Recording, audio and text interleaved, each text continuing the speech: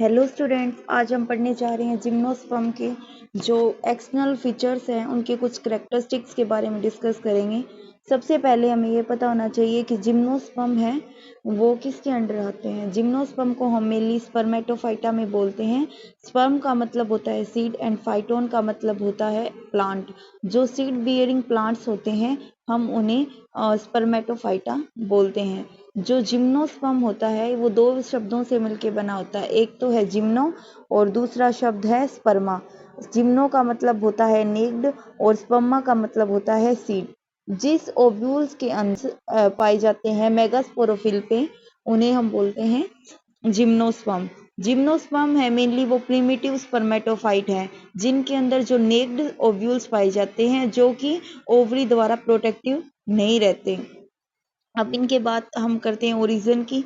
Origin ये Palaeozoic Ira के मतलब माने जाते हैं, बट मोस्टली जो डोमिनेंट बात है वो है कि ये जुरासिक और क्रिस्टेशियस पीरियड के माने जाते हैं। जो टोलेस्ट जिम्नोस्पर्म है उसका नाम है सीक्वा, और जो क्या है 112 मीटर तो लंबा है और 15 मीटर चौड़ा है। जो स्मॉलेस्ट जिम्नोस्पर्म है उसे हम बोलते हैं जेमिया पिग्मिया। जो पिग्मिया है वो एक छोटी लीफ होती है उसके ऊपर, और ये 4 से 5 सेंटीमीटर लंबा होता है। जो ओल्डेस्ट जिम्नोस्पर्म है उसे वो है सीक्वा डेंड्रोन और गाइगेंटम। अब ये मेनली क्वेश्चंस उठते हैं जो एमएससी में हमसे क्वेश्चन लगभग पूछे जाते हैं, चाहे बीएससी का एग्जाम हो जिसमें भी ये जिम्नोस्पर्म लगता है तो उसमें मेनली ये शॉर्ट क्वेश्चंस में पूछ लिए जाते हैं कि व्हाट इज टोलेस्ट, कौन सा टोलेस्ट जिम्नोस्पर्म है, कौन सा ओल्डेस्ट जिम्नोस्पर्म है, ये पूछ लिया जाता है मेनली। तो आपको ये ध्यान रखने वाली बात है। जितने भी जिम्नोस्पर्म होते हैं वो सारे के सारे एवरग्रीन होते हैं और जीरोफाइटिक अडेप्टेशन शो करते हैं। जो प्लांट बॉडी होती है वो स्पोरोफिटिक प्रकार की होती है जो रूट और स्टेम एंड लीफ में विभेदित रहती है। अब हम बात करते हैं जो स्टेम की बात करते हैं। जो स्टेम होती है वो दो टाइप की देखने को मिलती है, एक तो है ब्रांच्ड और एक है अनब्रांच्ड। जो ब्रांच स्टेम है वो हमें मेनली पाइनस में देखने को मिलती है। ब्रांच्ड भी फिर दो प्रकार की हो जाती है, एक तो वो हो जाती है शॉर्ट वाली और एक होती है लॉन्ग और अनब्रांच्ड होगी। जैसे कि हमें साइकाडेल्स जो ऑर्डर है उसका जो मेंबर है साइकस, उसमें हमें अनब्रांच्ड स्टेम देखने को मिलती है। कुछ टाइम क्या कुछ जो होती है पौधे जैसे जीनिया हो गया, उसमें क्या होता है कि जो स्टेम होती है वो ट्यूबर के रूप में ट्यूबरस टाइप होती है। इसके जो मेन करेक्टरिस्टिक्स ये है कि इन सभी के ऊपर लीफ स्कार पाए जाते हैं। जितनी भी स्टेम है जिम्नोस्पर्म की इसके ऊपर पाए जाते हैं लीफ स्कार्स, और जो ये इसका करेक्टरिस्टिक फीचर है। अब हम बात करते हैं रूट। जो जिम्नोस्पर्म में मेनली टैप रूट पाई जाती है और कोरोलॉइड रूट भी पाई जाती है। और थर्ड वन है माइक्रोराइजल रूट। माइक्रोराइजल रूट है वो मेनली पाइनस में देखने को मिलती है क्योंकि इसकी रूट होती है वो मेनली कवर रहती है फंगल हाइफे से।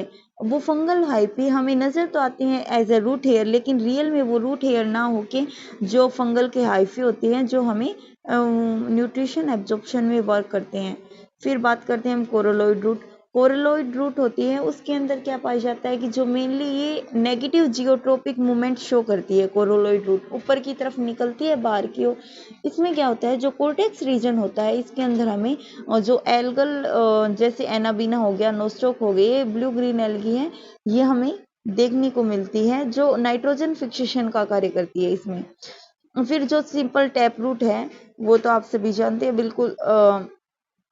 अब बात करते हैं हम जो रूट होती हैं वो जो नॉर्मल रूट होती है वो पॉजिटिवली जियोट्रोपिक मूवमेंट को शो करती है, और जो कोरोलॉइड रूट होती है वो नेगेटिव जियोट्रोपिक मूवमेंट को शो करती है। अब हम बात करते हैं लीफ की। लीफ होती हैं जो मेनली जिम्नोस्पर्म में दो प्रकार की देखने को मिलती हैं। डायमॉर्फिक नेचर होता है। एक तो होती है फोलिएज और एक होती है स्केली लीफ। जो फोलिएज लीफ होती है वो मेनली नीडल शेप की होती है और मेनली इसका कार्य होता है फोटोसिंथेसिस करना। जो स्केली लीफ होती है वो छोटी होती है और डेसिडियस होती है। जो इफिड्रा प्लांट है उसमें क्या होता है कि जो सिर्फ और सिर्फ स्केली लीफ ही प्रेजेंट है। अब हम जो हमारी जो फर्स्ट यूनिट है जिम्नोस्पर्म की एमएससी में, तो उसमें हम देखते हैं कि उसमें दे रखा है कि उसकी जो मोर्फोलॉजी, एनाटॉमी सब कुछ बताना है। तो अब हम देखते हैं एनाटॉमी जिम्नोस्पर्म की। तो इसमें क्या है कि जो रूट हेयर होते हैं वो एब्सेंट होते हैं। बाहर की ओर हमें जो एपिब्लेमा है वो देखने को मिलती है। तो आपके दिमाग में ये आएगा कि यहाँ पे कई बार एपिडर्मिस भी लिखा होता है, कई जगह हमें एपिब्लेमा भी देखने को मिलता है। एपिब्लेमा मेनली क्या होता है, जब कोर्टेक्स रीजन की जो सेल बाहर की आउटर कवरिंग की तरह काम करते हैं तो हम उसे बोलते हैं एपिब्लेमा। एपिब्लेमा के जस्ट नीचे की ओर हमें कोर्टेक्स से जस्ट नीचे हमें लेयर प्रेजेंट होती है एंडोडर्मिस के बाद हमें पेरिसाइकिल देखने को मिलते हैं। पेरिसाइकिल के बाद हमें जो वेस्कुलर बंडल है उनका अरेंजमेंट इसमें डायआर्क है, मतलब एक जाइलम एक फ्लोएम, एक जाइलम एक फ्लोएम रेडियली अरेंज होते हैं सारे के सारे। अब जो जाइलम और फ्लोएम होते हैं वो कोलेटरल होते हैं इसमें और एक्सार्च प्रकार के पाए जाते हैं। वेस्कुलर बंडल, इसमें क्या होता है कि जो कैम्बियम होता है वो एब्सेंट होता है और किसी में ये प्रेजेंट भी हो सकता है। सभी अलग अलग मेंबर्स होते हैं, अलग अलग ऑर्डर्स होते हैं, उनमें अलग अलग देखने को मिलता है। कुछ जिम्नोस्पर्म्स में सेकेंडरी ग्रोथ पाई जाती है, लेकिन जैसे साइकेडेल्स ऑर्डर हो गया उसमें सेकेंडरी ग्रोथ नहीं पाई जाती, एब्सेंट होती है उसमें। अब बात करते हैं हम स्टीम, जो स्टील है उसकी बात करते हैं। जो स्टील, यहाँ पे गलती से स्टेम लिखा गया, स्टील की बात करते हैं। जो स्टील होती है वो यू स्टील प्रकार की होती है। इसके अंदर क्या होता है कि जो पित्त होती है उसके बाहर की ओर जो वेस्कुलर बंडल्स के जो रिंग पाई जाती है, ठीक है। जो वेस्कुलर बंडल होते हैं वो कॉन्जॉइड प्रकार के होते हैं, जो कोलेटरल होते हैं, एंडार्क होते हैं और ओपन होते हैं। ओपन का मतलब ये होता है कि कैम्बियम प्रेजेंट होता है और ये क्लोज प्रकार के भी हो सकते हैं, मतलब कैम्बियम एब्सेंट होता है, जैसे कि साइकिडेल्स ऑर्डर में एब्सेंट होता है। जो एंडार्क होता है इसमें क्या होता है, प्रोटोजाइलम टुवार्ड्स सेंटर होता है और एक्सार्च होता है उसमें क्या होता है, प्रोटोजाइलम टुवार्ड्स एंडोडर्मिस या पेरिफेरी की तरफ होता है। जो ठीक है। अब इसमें देखते हैं हम आगे जाके जो जाइलम है वो दो प्रकार के देखने को मिलते हैं। प्राइमरी जाइलम भी मिल सकता है हमें, सेकेंडरी जाइलम भी मिल सकता है। जहाँ पे सेकेंडरी ग्रोथ होती है वहाँ पे हमें सेकेंडरी जाइलम देखने को मिलता है। प्राइमरी जाइलम होता है, इसमें क्या होता है, प्रोटोजाइलम और मेटाजाइलम दो प्रकार के हो गए। इसमें ये एनवलर होता है, स्पाइरल होता है और स्केलीफॉर्म होता है, थिकनिंग होती है इनकी ट्रैकिड्स में। जो सेकेंडरी जाइलम होता है उनकी ट्रैकिड्स होती हैं, उनके ऊपर बॉर्डर पिट्स पाई जाती हैं। जो जाइलम होता है मेनली ट्रैकिड्स का बना होता है और पैरेन्काइमा फाइबर्स का बना होता है, लेकिन इसके जो जिम्नोस्पर्म के जो वेस्कुलर बंडल होता है इसके जाइलम में जो वेसल्स होती हैं वो एब्सेंट होती है। लेकिन आपने देखा है हर जगह एक्सेप्शन होता है। उसी तरह जो जेनेटेल्स नाम का जो है जिम्नोस्पर्म, उसके अंदर वेसल्स प्रेजेंट होती है वेस्कुलर बंडल में। तो फ्लोएम की बात करते हैं तो इसमें क्या होता है, फ्लोएम में सीड ट्यूब्स तो प्रेजेंट होती हैं, लेकिन फ्लोएम पैरेन्काइमा और जो कंपेनियन सेल्स होती हैं वो टोटली एब्सेंट होती हैं।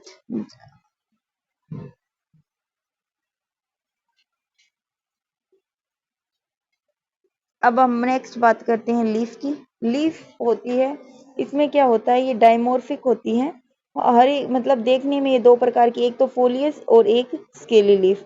अब जो ग्रीन, पहले भी मैंने आपको बताया कि जो फोलियस लीफ होती हैं वो ग्रीन कलर की होती हैं और ये निडल शेप की होती हैं और ये फोटोसिंथेसिस में मेनली हमें हेल्प करती हैं। जो स्केली लीफ होती हैं वो माइन्यूट होती हैं और ये कुछ टाइम के बाद गिर जाती हैं, नीचे फॉल हो जाती हैं। और ये क्या करती हैं, प्रोटेक्शन का कार्य करती हैं मेनली। कुछ जैसे टेक्सा हो गए, जैसे एफिड्रा हो गया, एफिड्रा में क्या होता है, सिर्फ और सिर्फ स्केली लीफ ही प्रेजेंट होती हैं। अब हम बात करते हैं इसकी एनाटोमी की। एनाटोमी में देखते हैं कि बाहर की ओर हमें क्या होता है कि अलग अलग होता है। उसमें मेनली आगे जैसे हम सभी ऑर्डर्स की बात करते हैं तो फिर हम देखेंगे कि अलग अलग की स्ट्रक्चर देखते हैं, बट हम जब जनरल की बात करते हैं तो उसमें हम मेनली इसके बाहर की सभी को लेके चलते हैं, तब सभी के करेक्टर्स हम इसमें शामिल करते हैं। तो इसके अंदर मेनली क्या होता है, कोई भी लीफ होती है, जब हम एनाटॉमी देखते हैं तो उसके अंदर सबसे बाहर की ओर एक एपिडर्मिस लेयर प्रेजेंट होती है और उसके ऊपर की ओर एक क्यूटिकल लेयर प्रेजेंट होती है। इसमें क्या होता है कि जो एपिडर्मिस होती है वो क्या होती है कि दो टाइप में होती है। ऊपर की तरफ होती है उसे हम अपर एपिडर्मिस बोलते हैं और नीचे वाली को हम बोलते हैं लोअर एपिडर्मिस। कुछ जो प्लांट्स होते हैं उसके अंदर कुछ जिम्नोस्पर्म प्लांट है, उनमें क्या होता है कि जो अपर एपिडर्मिस होती है वो कॉन्टिन्यूस होती है, इसमें कोई भी स्टोमेटा वगैरह नहीं प्रेजेंट होते जैसा कि साइकिडेल्स में होता है। लेकिन जब हम बात करते हैं पाइनस वगैरह की तो इनके अंदर क्या होता है, अपर और लोअर एपिडर्मिस होती है, बोथ में स्टोमेटा प्रेजेंट होते हैं।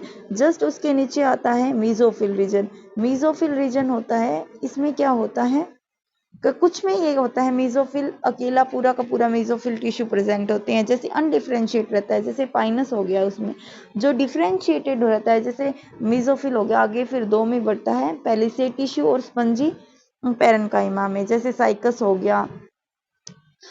इसमें क्या होता है कि कुछ में है ना वो होता है कि लेटरल वेन्स एब्सेंट होती हैं, तो उस जगह ट्रांसमिशन टिश्यू क्या करता है कि ट्रांसलोकेशन ऑफ न्यूट्रिएंट्स का काम करता है, इधर से उधर वो न्यूट्रिएंट्स को पहुंचाने का काम करता है। अब हम बात करते हैं रिप्रोडक्शन की। ये क्या होते हैं, हेटेरोस्पोर्स प्रकार के होते हैं। इसमें एक तो मेगास्पोरेंजिया पाई जाती है जो आगे जाके मेगास्पोर का फॉर्मेशन करती है और ये megaspore as a female gametophyte की तरह वर्क करता है। माइक्रोस्पोरेंजिया होती है, उसके अंदर आगे जाके माइक्रोस्पोर का फॉर्मेशन होता है। ये microspore as a male gametophyte की तरह बिहेव करते हैं। जो वेजिटेटिव रिप्रोडक्शन होता है जिम्नोस्पर्म में वो टोटली एब्सेंट होता है, एक्सेप्ट हर जगह एक्सेप्शन होते हैं, जैसे साइकेडेस और जहाँ पे क्या होता है बिल्बिल्स होती हैं वहाँ से उसका रिप्रोडक्शन देखने को मिलता है हमें। इसमें क्या होते हैं, जो कोन्स होते हैं मोस्टली यूनिसेक्सुअल होते हैं, बट कुछ केसेस होते हैं वहाँ पे बाइसेक्सुअल भी होते हैं, जैसे इफिड्रा फोलिएटा हो गया। और जो प्लांट होते हैं मोनोशियस भी हो सकते हैं और डायोशियस भी हो सकते हैं। मोनोशियस मतलब जिसके अंदर माइक्रो और मेगास्पोरोफिल एक ही प्लांट पर प्रेजेंट हो, मतलब मेल और फीमेल जो रिप्रोडक्टिव पार्ट होते हैं वो एक पे ही प्रेजेंट हो, तो हम उस बोलते हैं मोनोशियस। और डायोशियस मतलब बोथ होते हैं डिफरेंट डिफरेंट प्लांट पे, जो female reproductive part female part पे फीमेल प्लांट पे और जो मेल वाला मेल मेल प्लांट पे। जो मेल कौन होते हैं वो यूजुअली क्या होते हैं कि छोटे होते हैं और इनका डेवलपमेंट होता है माइक्रोस्पोरेंजियम का, तो वो होता है यूस्पोरेंजिएट प्रकार का, जिसके अंदर जो क्या होता है कि मतलब यूस्पोरेंजिएट का मतलब होता है कोई भी ऑर्गन हो, कोई भी ऑर्गन प्लांट का, वो जब एक से ज़्यादा सेल से मिलकर डेवलप होता है तो हमें उसको बोलते हैं यूस्पोरेंजिएट टाइप डेवलपमेंट।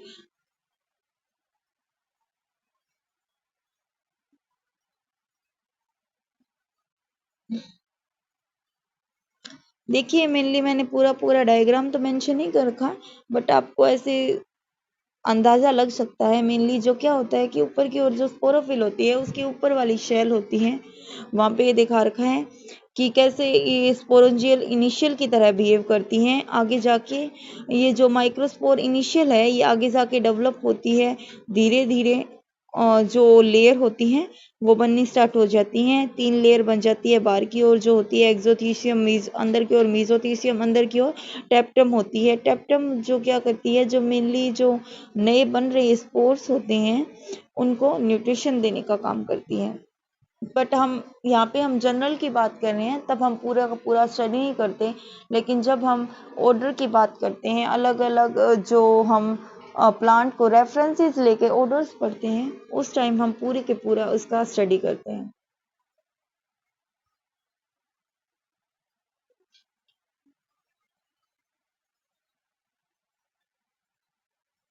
अब हम बात करते हैं जो फीमेल कौन होता है, वो मेगास फॉर्म होता है जब मेगास्पोरोफिल के दौरान। ठीक है, इसमें क्या होता है कि ये परसिस्टेंट रहता है बहुत सालों तक। इसमें क्या होता है, मेगास्पोरोफिल है ना, जो नॉर्मल जो फोलिएज लीफ के सिमिलर सी होती है जैसे साइकस में होता है, जो मेगास्पोरेंजियम होता है इसके ओव्यूल होता है वो क्या होता है, नेक्ड होता है मेगास्पोरोफिल पे।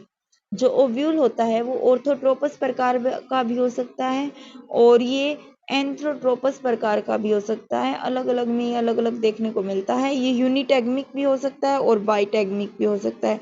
मतलब बाइटैगमिक और यूनिटैगमिक मतलब एक जो इसके बाहर की ओर एक इंटीग्यूमेंट लेयर मिल जाएगी तो उसे हम बोलते हैं यूनिटैगमिक, और जो दो मिलती है उसे हम बोलते हैं बाइटैगमिक। जो ओव्यूल होता है उसमें इंटीग्यूमेंट होती है, वो 3 लेयर प्रेजेंट, एक आउटर होता है फ्लैशी लेयर, बीच में होती है स्टोनी और अंदर की ओर फिर क्या पाई जाती है, फ्लैशी लेयर पाई जाती है। जो माइक्रोस्पोर होते हैं, जो कि माइक्रोस्पोरेंजियम में फॉर्मेशन होता है जिनका, वो अलग अलग स्टेज में अलग अलग प्लांट्स में अलग अलग ऑर्डर्स के अकॉर्डिंग जो लिबरेट होते हैं। जैसे साइकस में 3 सेल स्टेज में माइक्रोस्पोर लिबरेट हो जाते हैं, पाइनस में 4 सेल स्टेज में, इफिड्रा में 5 सेल स्टेज में। मेल जो गैमेट होते हैं वो नॉन मोटाइल होते हैं, पर एक्सेप्शन है साइकस और जिंको। जो आर्केगोनिया होता है उसके अंदर क्या होता है, एक सिंगल एग होता है और वेंट्रल कैनाल सेल होती है। जो नेक्स्ट कैनाल सेल होती है वो प्रेजेंट होती है और कई बार एब्सेंट भी हो सकती है। जो पोलिनेशन होता है अनीमोफिलस विंड के द्वारा भी हो सकता है, एंटेमोफिलस जो इंसेक्ट्स के द्वारा भी हो सकता है। जो फर्टिलाइजेशन होता है वो होता है साइफोनोगेमिक, और जिसमें क्या होता है, पोलन ट्यूब है ना वो फंक्शन करती है एज ए होस्टोरिया के रूप में जैसे साइकस, और स्पर्म कैरियर के रूप में जैसे पाइनस में। जैसे ही एग और स्पर्म का फ्यूजन होता है तो जाइगोट का फॉर्मेशन हो जाता है और फिर आगे जाके एम्ब्रियो का फॉर्मेशन होता है जो मीरोब्लास्टिक होता है। इसका मतलब है कि डेवलपमेंट होता है एम्ब्रियो का फ्रॉम बेसल पार्ट से होता है ओनली जाइगोट के। फिर क्या देखते हैं, फिर जो जाइगोट, फिर इसके बाद क्या होता है, एंडोस्पर्म होता है जो क्या होता है कि जो फर्टिलाइजेशन से पहले ही बन जाता है। इसी वजह से ये एंडोस्पर्म क्या होता है, हैप्लॉइड होता है। जो डबल फर्टिलाइजेशन है वो सिर्फ इफिड्रा में प्रेजेंट है और किसी में भी डबल फर्टिलाइजेशन प्रेजेंट नहीं है। जो एम्ब्रियो होता है वो एंडोस्पोकिक प्रकार का होता है, एंडोस्कोपिक होता है। जो पोली एम्ब्रियो होता है वो कॉमन फीचर होता है कुछ एम्ब्रियो का, जिसके अंदर हर एक के अंदर ओव्यूल के अंदर प्रेजेंट होता है।